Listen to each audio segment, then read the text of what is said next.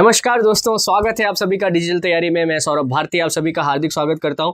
दोस्तों, इस लेक्चर से हम बातें करेंगे ज्योग्राफी के बारे में। कुछ बेसिक कंसेप्ट सीखते हैं सबसे पहले, उसके बाद हम धीरे धीरे आगे बढ़ेंगे। मैं आपको भारत और विश्व भूगोल, साथ ही साथ कुछ भौतिक भूगोल जिसको फिजिकल ज्योग्राफी भी आप लोग बोलते हैं, उसके बारे में बेसिक बातें बताता चलूंगा, जिसमें से हर एग्जाम के अंदर कुछ ना कुछ क्वेश्चन जरूर पुटअप होते हैं। तो हम बराबर इसके बारे में बातें करते रहेंगे। बट सबसे पहले हमें बेसिक चीज सीखनी होगी, जिसे हम बात करते हैं अक्षांश और देशांतर की, लैटिट्यूड एंड लॉन्गिट्यूड्स के बारे में। तो ये क्या है, ये कैसे खींचे गए, तो चलिए पहले इसके बारे में हम बात करें।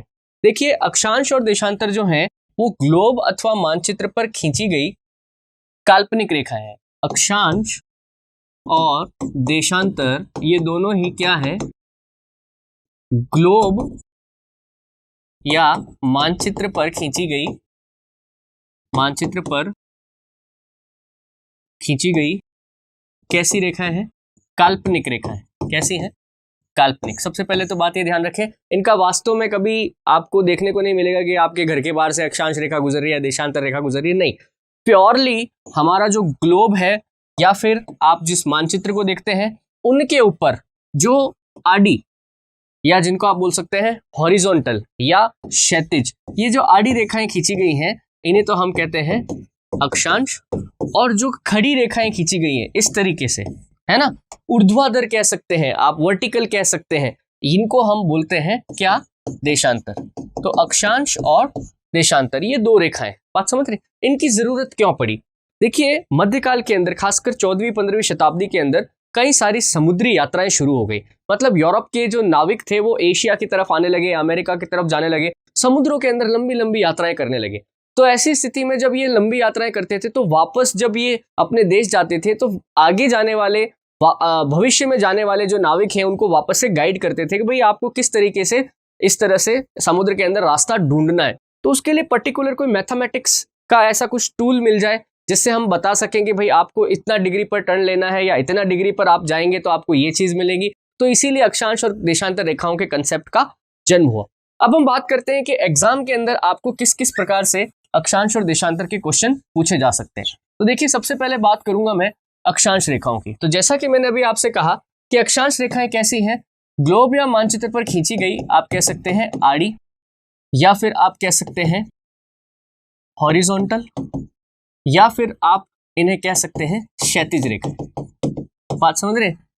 क्या किया गया इनको खींचने के लिए, सबसे पहले तो ग्लोब को दो बराबर भागों में बांटने वाली एक रेखा खींची गई जिसको हम बोलते हैं 0 डिग्री अक्षांश। बात समझ रहे।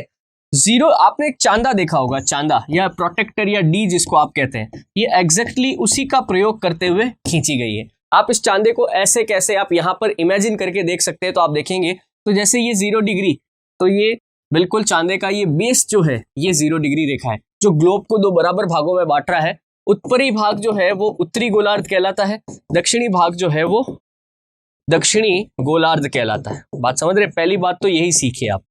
फिर देखिए, 90 डिग्री का पॉइंट यहां पर है, तो 90 डिग्री ये उत्तरी, और आप देखें तो नीचे वाला भी भाग जो एक चांदे के रूप में ही है, तो ये है 90 डिग्री दक्षिणी। बात समझ रहे। अब देखिए, 0 के बाद कौन सी रेखा आती है, 1 2 3 4 ऐसे करते करते लास्ट में जाएंगे तो 89 90 से पहले क्या आएगा, 89 आएगा ना।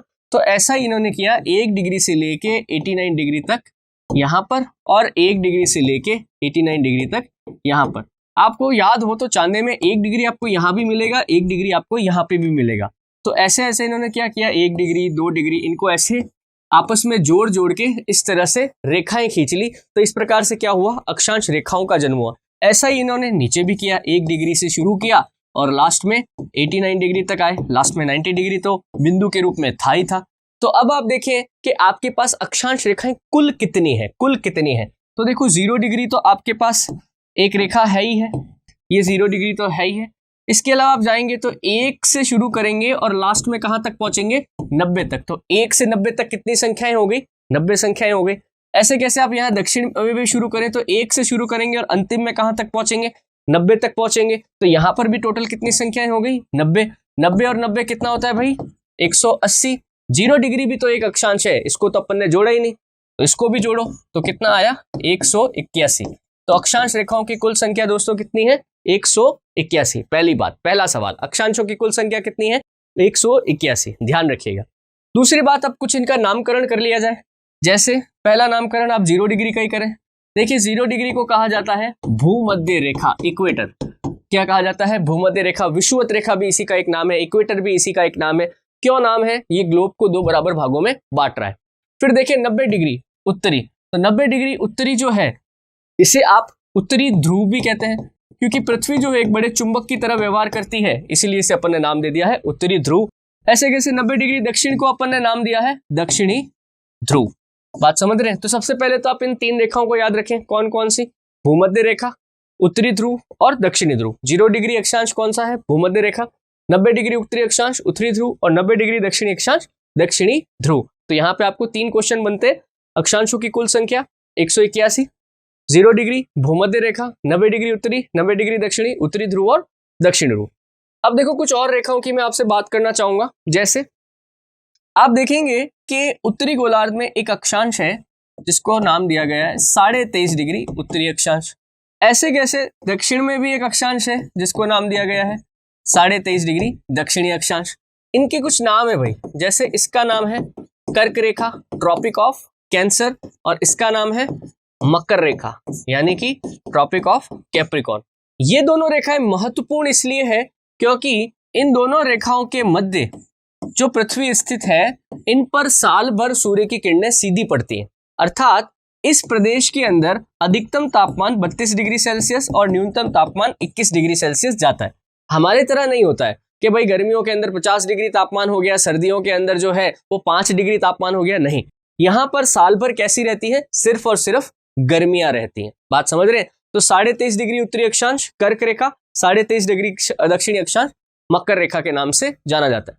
एक क्वेश्चन और बता देता हूं मैं आपको। देखिए 90 डिग्री उत्तरी अक्षांश जिसको अभी आपने उत्तरी ध्रुव कहा था, इसे आर्कटिक भी कहा जाता है। क्या कहा जाता है? आर्कटिक। बात समझ रहे? और ऐसे कैसे ये 90 डिग्री दक्षिणी ध्रुव जिसे अभी आपने नाम दिया था, इसे अंटार्कटिक भी कहा जाता है। क्या कहा जाता है? अंटार्कटिक। बात समझ रहे? तो 66.5 डिग्री के बाद में आर्कटिक शुरू हो जाता है और 66.5 डिग्री दक्षिण के बाद में अंटार्कटिक शुरू हो जाता है। तो दोनों पॉइंट को ध्यान रखिएगा, ये भी बड़े महत्वपूर्ण है। एक पॉइंट और बता देता हूं मैं आपको। देखिए 2 अक्षांश रेखाओं के बीच की दूरी पृथ्वी पर सभी जगह समान है। जैसे आपने 1 डिग्री अक्षांश खींचा, 0 डिग्री, 1 डिग्री, फिर 2 डिग्री, फिर 3 डिग्री, तो प्रत्येक के बीच में जो दूरी है वो 111 किलोमीटर की है। कितनी? 111 किलोमीटर। तो आप ध्यान रखिएगा, 2 अक्षांश रेखाओं के बीच की दूरी पृथ्वी पर सभी जगह समान रहती है। कितनी रहती है? 111 किलोमीटर की रहती है। ठीक है, तो मेरे ख्याल से आप अक्षांश रेखाएं समझ गए होंगे। जहां भी बैठे हैं अपने शॉर्ट नोट्स आप लोग तैयार करिए। आप ये सारे पॉइंट्स आपस में लिख सकते हैं। ग्लोब अथवा मानचित्र पर खींची गई क्षैतिज काल्पनिक रेखाएं क्या कहलाती है? अक्षांश कहलाती हैं। कुल संख्या कितनी है इनकी? 181 है।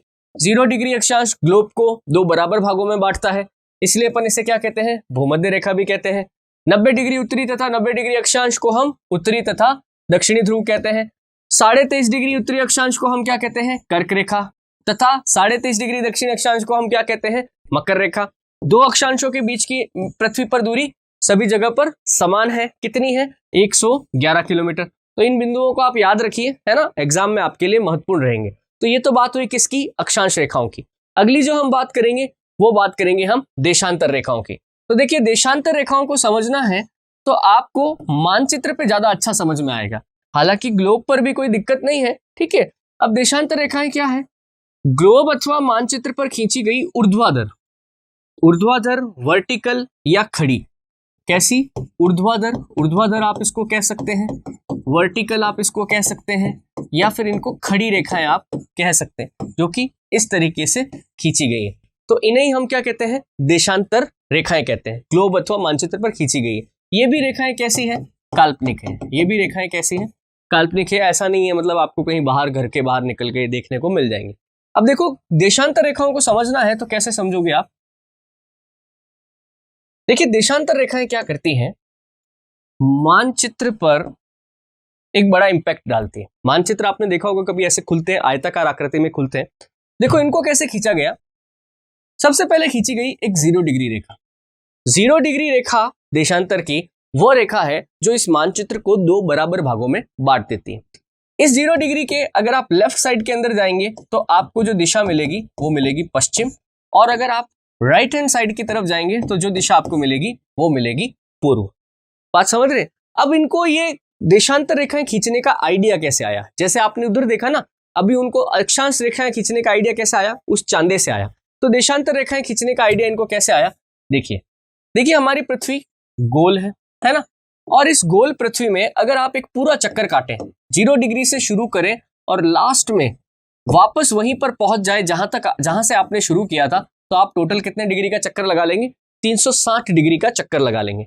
तो क्या है, अगर आपको इस पूरी पृथ्वी को, गोल पृथ्वी को एक एक डिग्री के टुकड़ों में तोड़ना है, तो आप टोटल कितने डिग्री के टुकड़ों में इसे तोड़ सकते हैं? टोटल कितने टुकड़े हो जाएंगे? जैसे मैं उदाहरण देता हूं आपको, मैं यहाँ 0 से चलूं तो क्या आएगा? 1 2 3 4 ऐसे करते करते यहाँ पे आते आते कितने टुकड़े हो जाएंगे? 90 टुकड़े हो जाएंगे। आगे चलूंगा 90 से यहाँ तक तो कितने टुकड़े हो जाएंगे? 180 टुकड़े हो जाएंगे। यहाँ चलूंगा तो कितने? 270, और यहाँ तक पहुंचूंगा तो कितने? 360 टुकड़े हो जाएंगे। तो क्या करना है, पूरी पृथ्वी को एक एक डिग्री के 360 टुकड़ों में तोड़ना है। पर एक समस्या है, समस्या यह है कि 0 और 360 वाली लाइन जो होगी वो तो एक ही होगी, है ना। तो इसके लिए इन्होंने क्या किया, इन्होंने 360 को 2 पार्ट में तोड़ दिया। इन्होंने कहा भाई हम 180 और 180 रेखाएं जो हैं वो दोनों तरफ खींचेंगे। तो शुरू कीजिए। इन्होंने क्या किया, 0 डिग्री से अगर आप पूर्व की तरफ जाओगे तो पहला आएगा 1 डिग्री, और लास्ट रेखा जो आपको मिलेगी वो मिलेगी 180 डिग्री। ऐसे कैसे? पश्चिम में उन्होंने कहा पहली रेखा हमको मिलेगी 1 डिग्री, और लास्ट में जाओगे तो मिलेगी 180 डिग्री।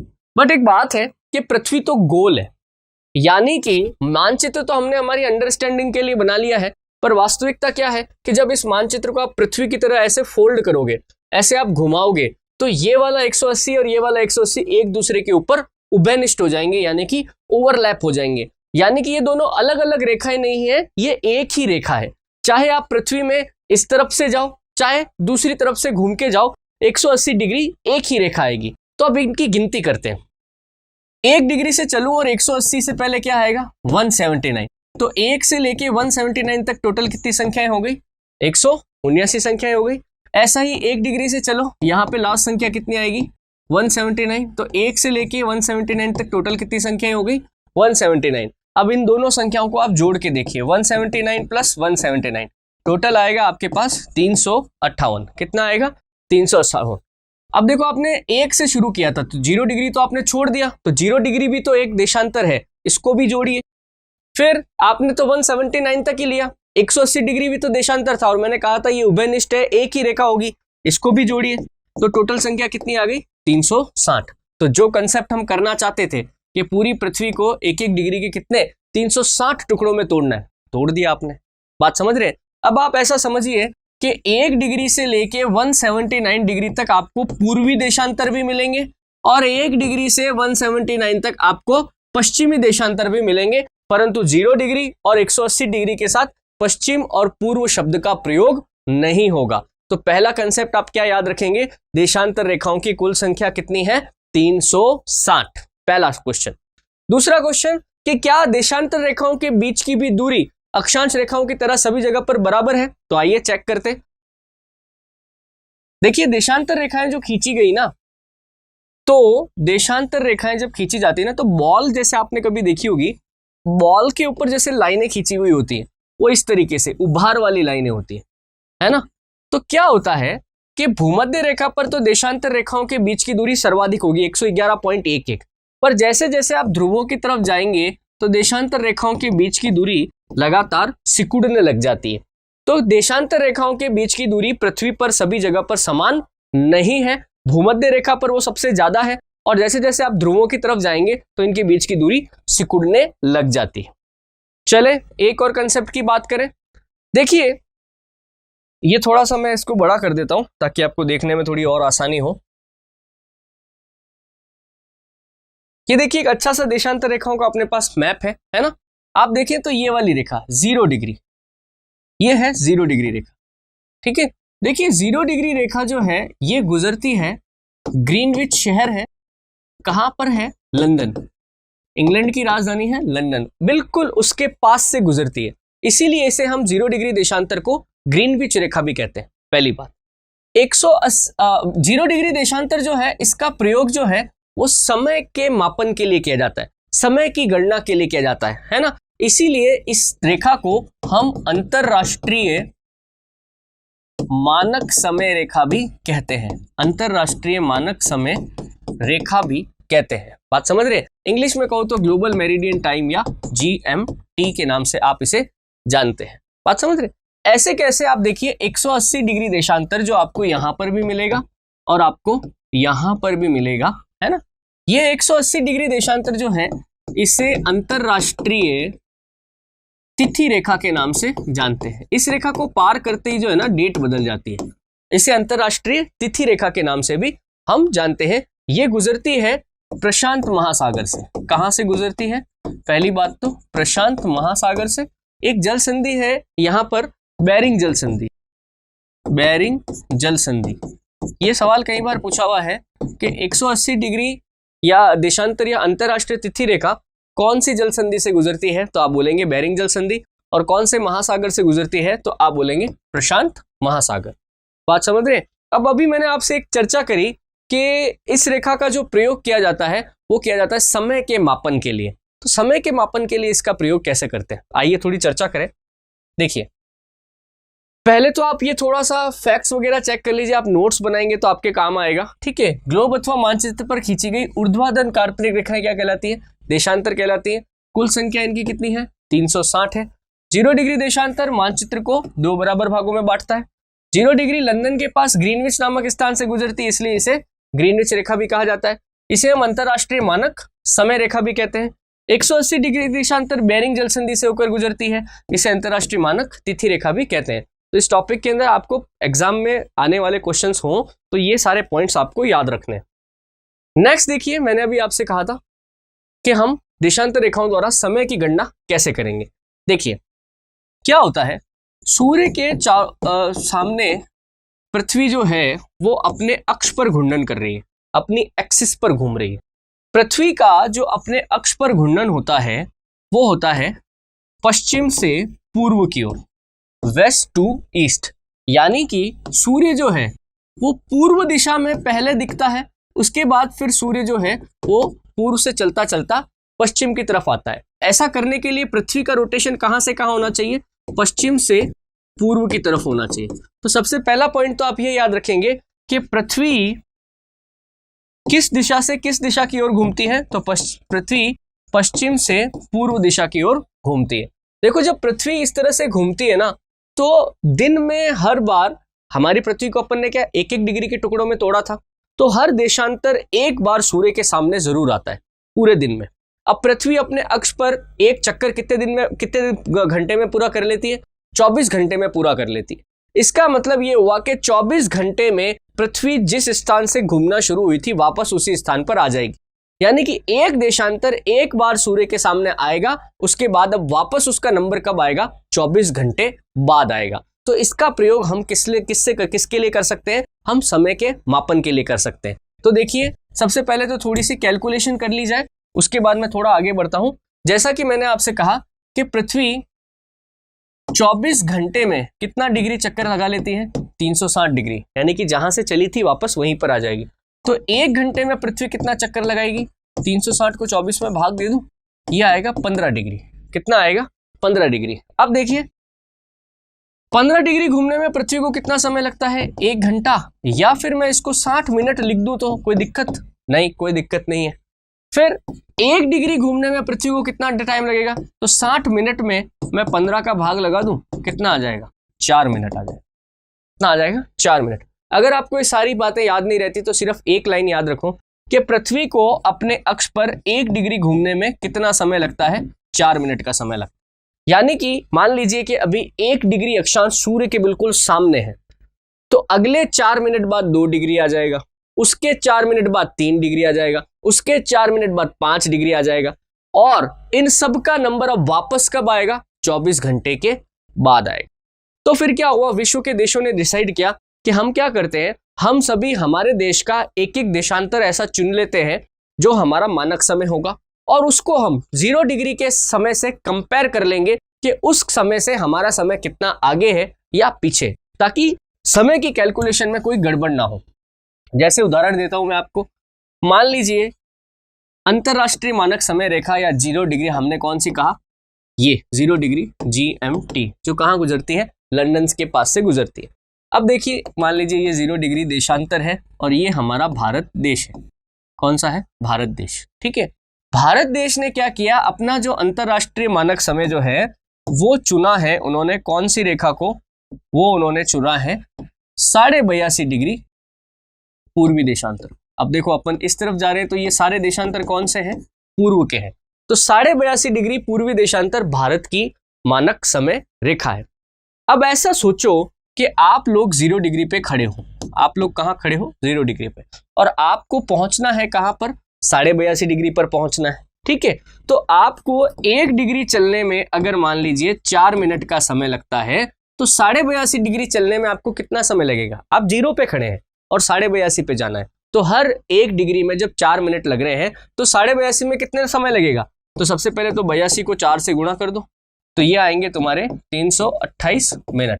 अब देखो आधा डिग्री को 4 से गुणा करें, तो जब 1 डिग्री में जो 4 मिनट का समय लग रहा है, तो आधे डिग्री में कितना लगेगा, 2 मिनट का ही समय लगेगा ना, तो 2 मिनट जोड़ दो यहाँ पे, कितना आ जाएगा, 330 मिनट आ जाएगा, है ना। तो आपको 0 डिग्री से 82.5 डिग्री, या उल्टा कर लो, 82.5 डिग्री से 0 डिग्री जाने में 330 मिनट लगेंगे, कितने लगेंगे, 330 मिनट लगेंगे। अब मिनट को घंटे में बदलना है तो 60 का भाग दे दो, 6 पंजे 30, 5 घंटे, पीछे 30 बज गए, 30 मिनट। तो बात क्या सामने आई कि अंतरराष्ट्रीय मानक समय और भारत के मानक समय में कितने घंटे का फर्क है, 5.5 घंटे का फर्क है। अब बात आती है कि साहब भारतीय मानक समय अंतरराष्ट्रीय मानक समय से आगे है या पीछे है। तो दोस्तों यहां पे फिर वो कंसेप्ट काम में आता है कि पृथ्वी का घूर्णन कौन सी दिशा से कौन सी दिशा में है, पश्चिम दिशा से पूर्व दिशा की ओर है। सूर्योदय सबसे पहले कहां पर होगा, सूर्योदय हमेशा पूर्व दिशा में पहले होगा, यानी कि सूर्य की किरणें पूर्व दिशा के अंदर पहले पड़ेंगी और पश्चिम दिशा के अंदर बाद में पड़ेंगी, यानी कि सूर्योदय हमेशा भारत में पहले होगा और इंग्लैंड में बाद में होगा। यही कारण है कि हमारा मानक समय अंतरराष्ट्रीय मानक समय यानी इंग्लैंड के मानक समय से हमेशा 5.5 घंटे आगे चलेगा, प्लस में चलेगा। इसीलिए आप मोबाइल में कभी कभी अपनी क्लॉक सेट करते होंगे, टाइमिंग सेट करते होंगे, तो वहां पे ऐसा लिखा आता होगा +5:30 GMT, यानी कि ग्लोबल मीन टाइम से 5.5 घंटे प्लस में, यानी कि आगे। अब मान लो कि कोई 82.5 डिग्री पश्चिम में होता, मान लो होता कोई 82.5 डिग्री पश्चिमी देशांतर, तो समय तो 5.5 घंटे ही होते हैं। बात समझ रहे हैं, उनके बीच में समय का अंतराल तो कितना होता, 5.5 घंटे ही होता, परंतु वहां पे हम लिखते -5:30 GMT। इसका मतलब ग्लोबल मीन टाइम से 5.5 घंटे बाद में। बात समझ रहे, यानी कि सूर्योदय जो है वो GMT के बाद में 82.5 डिग्री पश्चिमी देशांतर पर होगा, परंतु हम किधर है, हम तो पूर्व में हैं, इसलिए हमारे यहां पर हमेशा क्या होगा, +5:30 GMT, यानी अंतरराष्ट्रीय मानक समय से हमेशा हमारा मानक समय 5.5 घंटे आगे रहेगा। कुछ क्वेश्चन करवाता हूं मैं आपको, तो शायद आप थोड़ा और अच्छे से कर सको। जो मैंने अभी सारी चीजें आपको बोली वो सामने लिखी हुई हैं। देशांतर रेखाओं का प्रयोग समय के मापन हेतु किया जाता है ना। पृथ्वी को अपने अक्ष पर 1 डिग्री घूमने में कितना, 4 मिनट का समय लगता है। 82.5 डिग्री पूर्वी देशांतर को हम क्या कहते हैं, भारतीय मानक समय रेखा कहते हैं। अब 82.5 क्यों लिया, 82.5 डिग्री देशांतर भारत का बिल्कुल बीचला यानी कि मध्यवर्ती देशांतर है, बिल्कुल बीच से गुजरता है, इसलिए ये इलाहाबाद के नैनी नामक स्थान से गुजरता है। भारतीय मानक समय अंतरराष्ट्रीय मानक समय से कितना, 5.5 घंटे आगे है। कर लोगे, ठीक है। अब देखो कुछ मैंने जैसा आपको कहा कि समय अभ्यास कर लेते हैं। देखो लंदन का समय दिया हुआ है, ये किसका, लंदन का, और आपसे पूछा है भारत में।